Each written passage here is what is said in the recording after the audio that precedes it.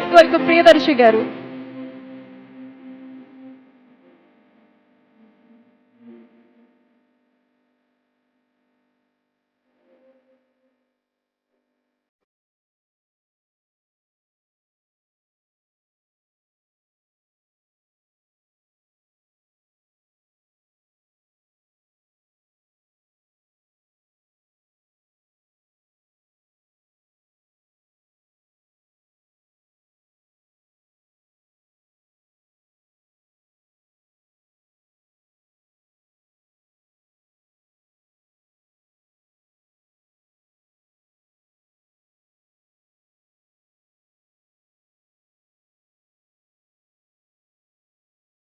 ప్రియదర్శి గారిని మాట్లాడాల్సిందిగా కోరుతున్నాం.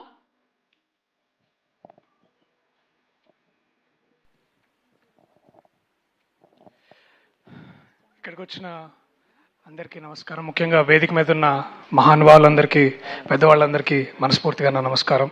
ముఖ్యంగా నందమూరి కుటుంబం నుంచి వచ్చిన మేడం సార్, మీకు thank you so much.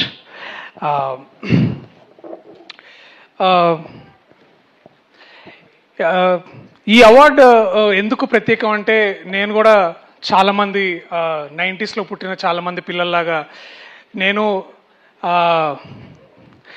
NTR గారి సినిమాలు చూస్తూ నేను పెరిగాను. తర్వాత నటుడుగా నేను కూడా స్టార్ట్ అయినప్పుడు ఆడిషన్ చేయడానికి దానవీర సూరకర్ణలోని డైలాగ్స్ అన్ని నేర్చుకొని వాటిని కొత్తగా ఏదో చేయాలని ప్రయత్నించి అవకాశాలు పొందిన నటుల్లో నేను ఒకడిని. సో ముఖ్యంగా విశ్వవిఖ్యాత నట సార్వభౌమ నందమూరి తారక రామారావు గారి గురించి మాట్లాడేంత వయసు కానీ, నైపుణ్యం కానీ, విఘ్నత కానీ, విద్వత్తు కానీ నాకు పెద్దగా లేవు. కానీ నేను ఒకటి చెప్పగలను.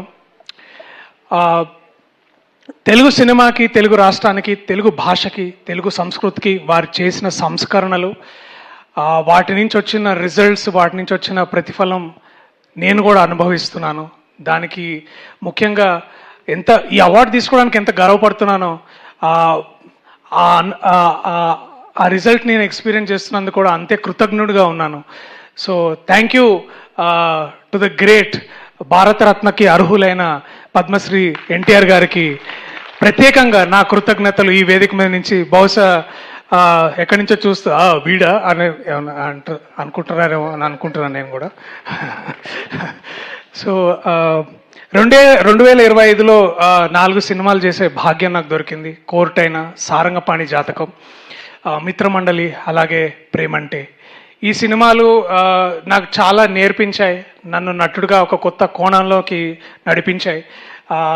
మోస్ట్ ఇంపార్టెంట్లీ గొప్ప మనుషులతో పనిచేసే అవకాశం నాకు దొరికింది.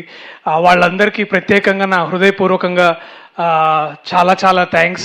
అందులో ముఖ్యంగా నా టీం ఇక్కడ ఉన్నారు, ప్రేమంటే టీం, నవనీత్ కానీ, Anandi. So beautiful to have you. And ఈ అవార్డ్ తీసుకుంటున్న టైంలో మీరు కూడా ఉండడం చాలా హ్యాపీగా ఉంది.